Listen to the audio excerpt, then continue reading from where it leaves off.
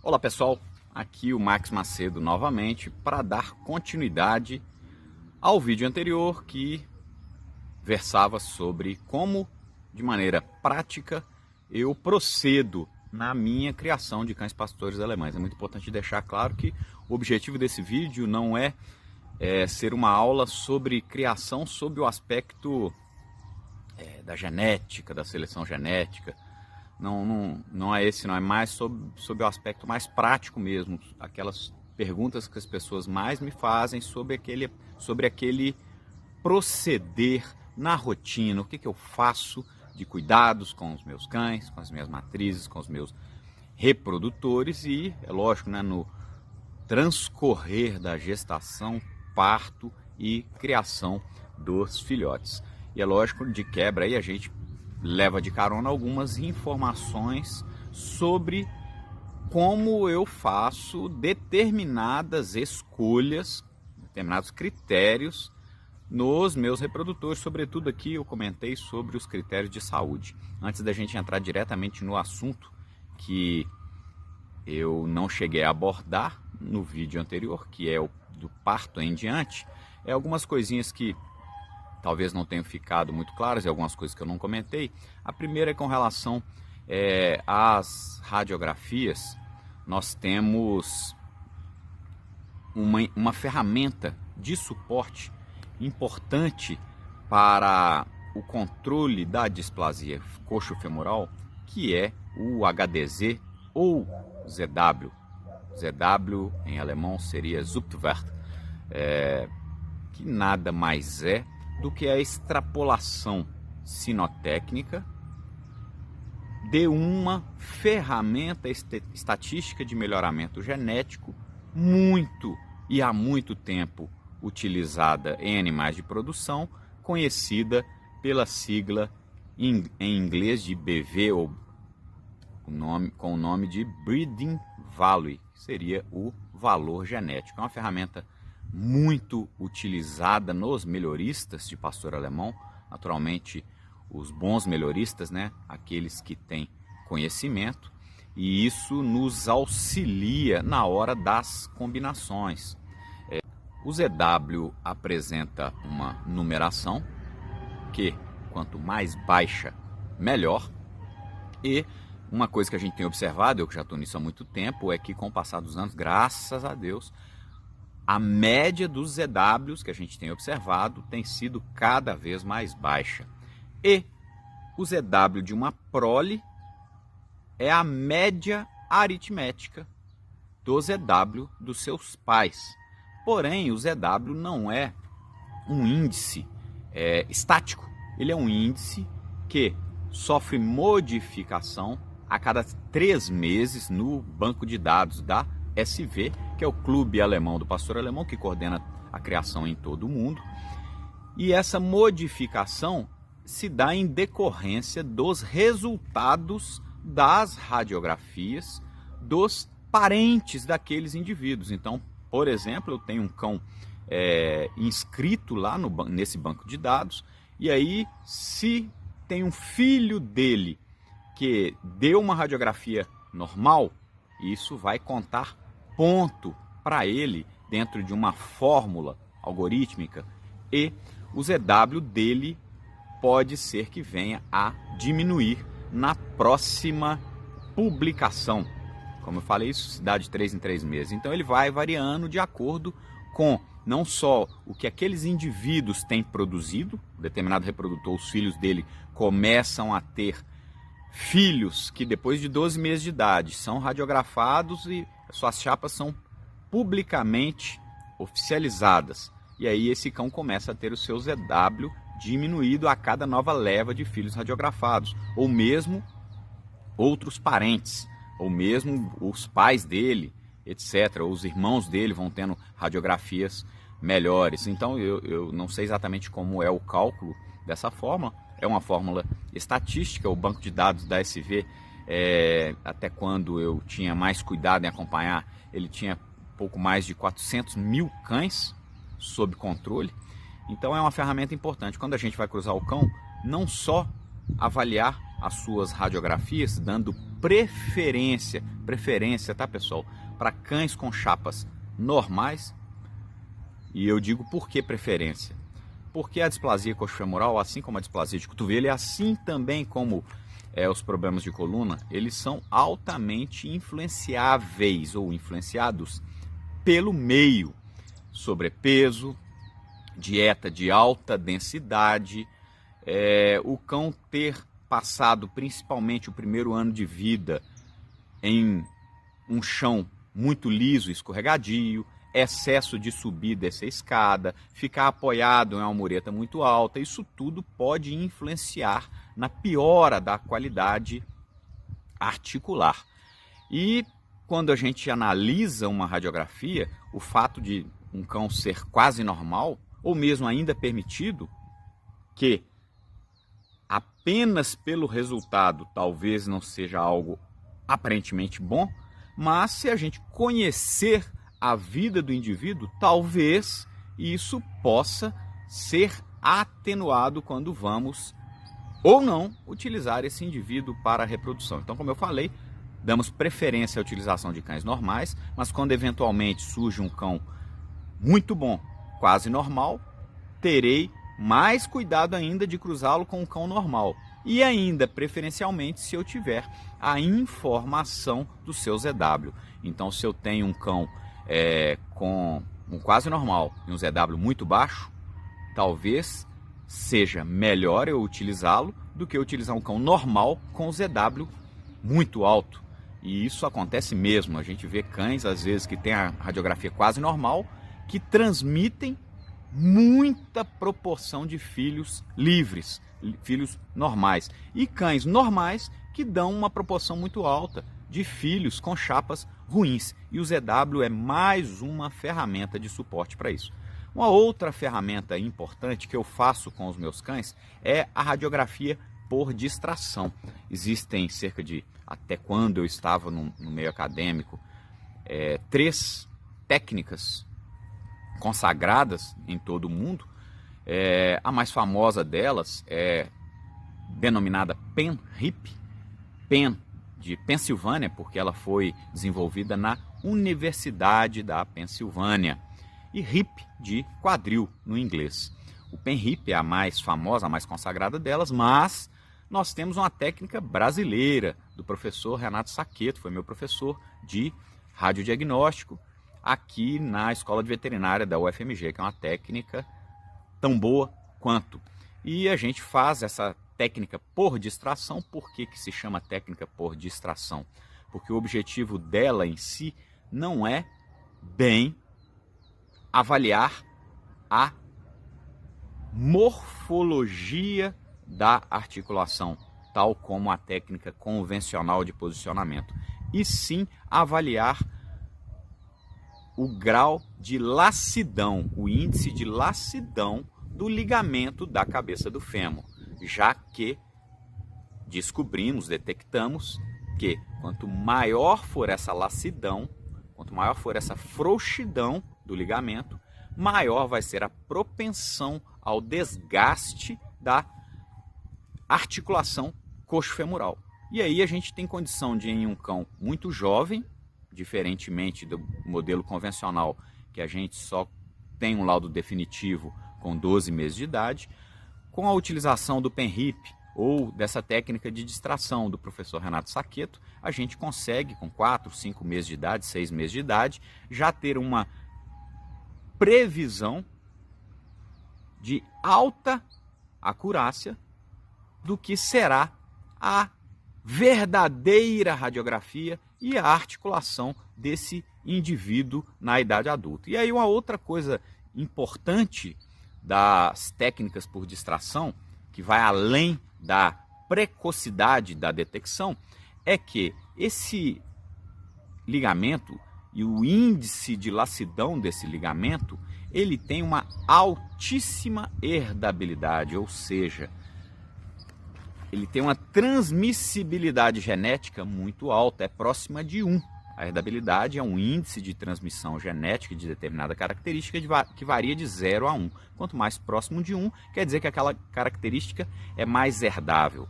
E o O índice de lassidão ele é extremamente herdável. Então, quando a gente detecta isso num laudo de um cão jovem de 6, 7 meses, 4, 5 meses, além de já podermos detectar precocemente como ele será na idade adulta em termos de articulação, nós temos condição de verificar o quanto que aquela qualidade articular é ou não genética. Então seriam os dois propósitos principais dessa ferramenta, que já é bastante utilizada, mas não é conhecida de todos. Então nós temos que fazer os controles com as radiografias convencionais. Eu aqui tenho uma conduta já há quase 20 anos de radiografar todos os meus cães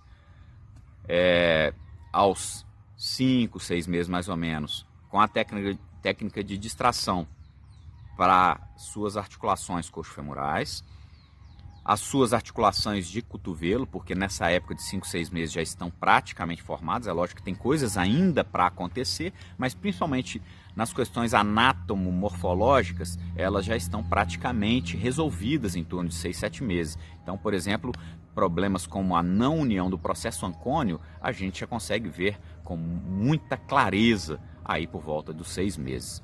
E coluna eu só consigo ver com uma melhor confiabilidade depois de 1 ano de idade. E aí eu faço essas radiografias nessa fase, depois com 1 ano de idade. Aí sim eu faço a de coluna, principalmente focado na coluna lombar, lombo sacral.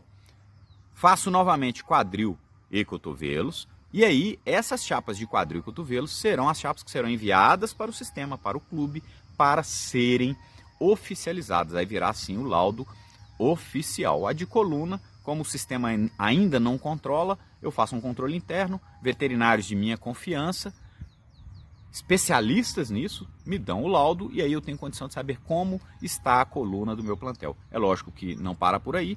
Eu normalmente repito essas radiografias de todos os meus cães quando eles completam 3 anos, 4 anos de idade, e sobretudo aqueles reprodutores mais importantes que vão permanecer influenciando o meu plantel durante mais tempo, lá pelos 7, 8 anos de idade, eu refaço essas radiografias. Uma outra coisa interessante é que alguns dos meus cães, principalmente aqueles que eu considero mais especiais, além dessas radiografias, aos 12 meses eu faço também a radiografia das patelas, para verificar como é que está a condição anatomomorfológica dessas patelas, o seu sulco patelar, para ver a profundidade dele, né? Isso é algo que interfere muito na capacidade atlética de um cão. Faço também a radiografia dos seus ombros e faço a radiografia não só da coluna lombosacra, mas de toda a coluna, tanto em uma projeção látero-lateral, como também em uma projeção ventro-dorsal. E prosseguindo, antes da gente chegar no parto, também outra coisa que eu me esqueci de comentar é que isso é um proceder meu, não é nada obrigatório, mas eu já faço assim há muitos anos e é uma precaução. Assim que minha cadela abre cio, duas outras medidas que eu tomo é uma, vermifugá-la, mesmo que a vermifugação dela esteja em dia, e a outra é vacinar com a polivacina, ou V8 ou V10, dependendo do tipo de vacina ou marca que a gente esteja utilizando. Isso visando uma maior cobertura vacinal dos filhotes. Então, quando a gente vacina, a gente vai colocar uma curva de proteção um pouco mais prolongada durante a lactação. Lembrando que é muito importante a cadela estar bem sob o ponto de vista imunológico para que ela possa transferir para os filhotes os anticorpos, sobretudo através do colostro. O colostro é fundamental para que haja a proteção dos filhotes contra as diversas doenças que nós enfrentamos por aí. E aí, vermifugo a cadela, vacino. Na data adequada fazemos o cruzamento, como eu falei.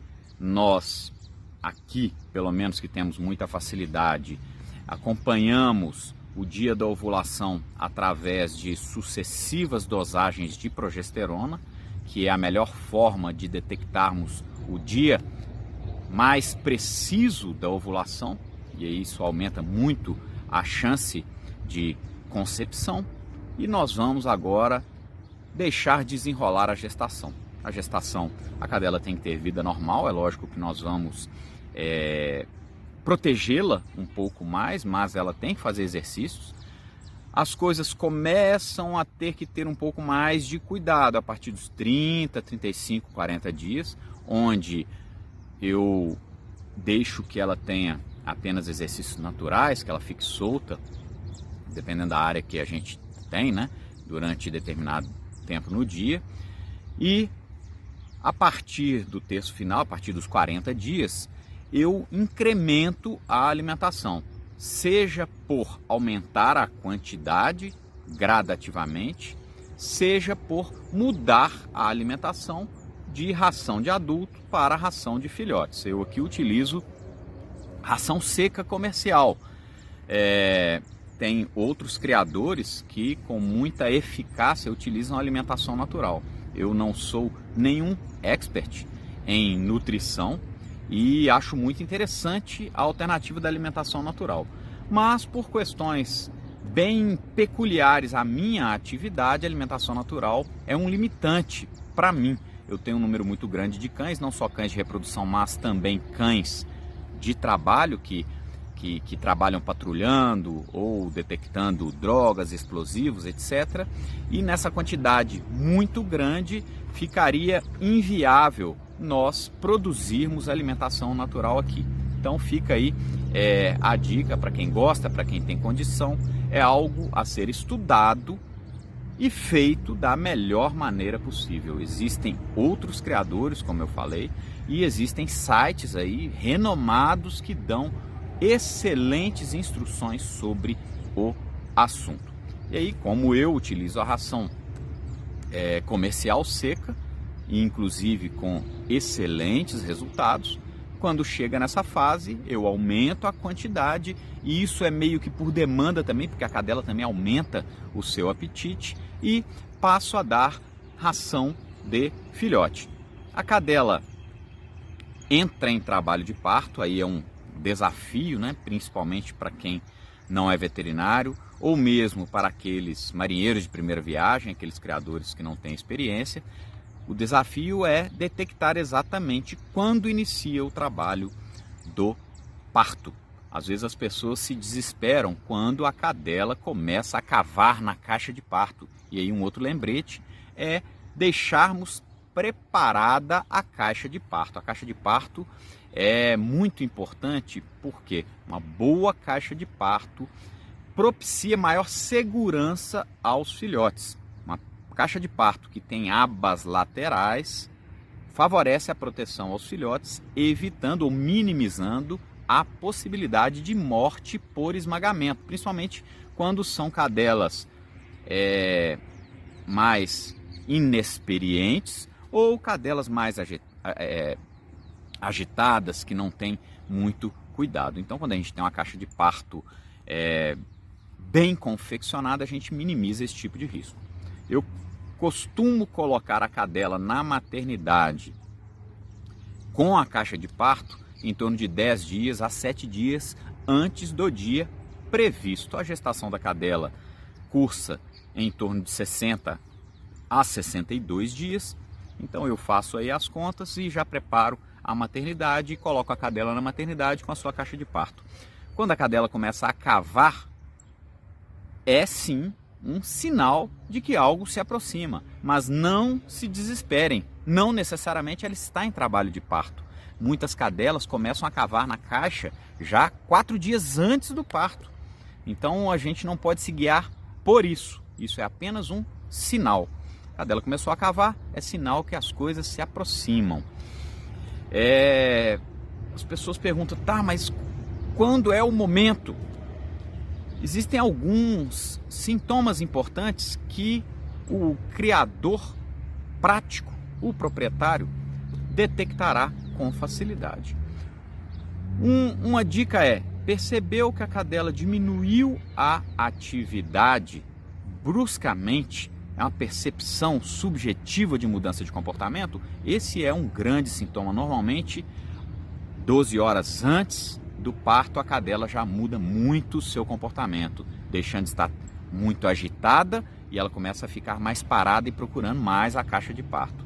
Uma outra coisa que é muito comum de se observar é a cadela ou reduzir drasticamente a alimentação ou mesmo não se alimentar no dia do parto ou no dia anterior ao parto. Outra coisa é, a partir desses sinais que vão se aproximando, nós irmos medindo periodicamente a temperatura. A temperatura normal dos cães gira entre 38 a 39,5. Então, se o cão está nessa temperatura, está dentro da normalidade. A questão é que, quando a cadela está para entrar no trabalho de parto, ela cai abruptamente a temperatura cerca de 1 grau. Então, se a gente vai medindo a temperatura da cadela, por exemplo, de hora em hora, de 2 em 2 horas, não sei, depende da sua disponibilidade de tempo e de acompanhamento, e ela vai mantendo uma temperatura ali na casa dos 38 graus, 38, 38, 38, aí de repente a gente nota que foi para 37, esse é um sinal contundente que ela está para entrar em trabalho de parto. A partir daí é observar as contrações, é bom a gente ter um tempo para estar junto com a cadela e a partir do momento em que percebermos as contrações, aí as coisas ficam mais sérias, devemos ser mais cuidadosos. O que eu adoto de conduta é, assim que rompeu a primeira bolsa, e a gente percebe isso com a liberação do líquido, o líquido escuro no fundo da caixa, a partir do rompimento da bolsa, eu não espero mais do que 1h30 a 2 horas para tentar algum tipo de intervenção. O ideal é que a cadela, ao romper a bolsa, dentro da minha experiência, dentro de no máximo 2 horas o primeiro filhote já tenha nascido. E a partir do primeiro nascimento, eu sempre aguardo entre 1h15 a 1h30 entre cada nascimento. A partir desse tempo, corremos o risco de o próximo filhote entrar em sofrimento e, em decorrência disso, não só a cadela ter dificuldade para parir, ou ele ficar mal posicionado, ou essa dificuldade dele de ser expelido causar problemas nos demais fetos que estão lá. Então eu não recomendo a gente ficar esperando muito não. Não quer dizer que vamos partir para uma cesariana. Aliás, eu evito ao máximo uma cesariana, porque a partir do momento que a gente faz a primeira vez a cesariana em uma cadela, muito provavelmente daí por diante todos os partos dela tenderão a necessitar de cesariana. Então evitemos ao máximo. Se puder ter um bom veterinário, e um bom veterinário eu digo não só um teórico, mas um veterinário experiente, porque essas coisas requerem vivência.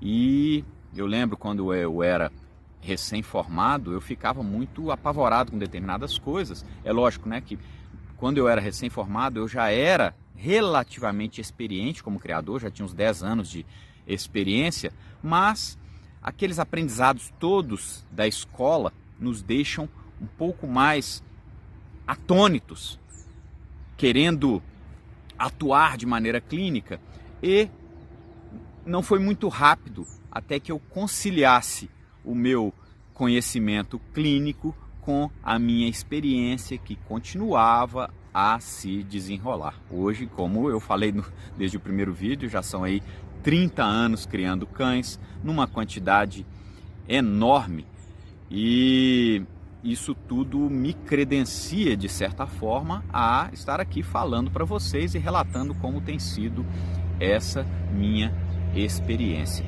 No nosso próximo vídeo, nós vamos prosseguir mais detalhes sobre o trabalho de parto e o que eu vou fazer daí por diante. Um grande abraço a todos, continuem nos acompanhando.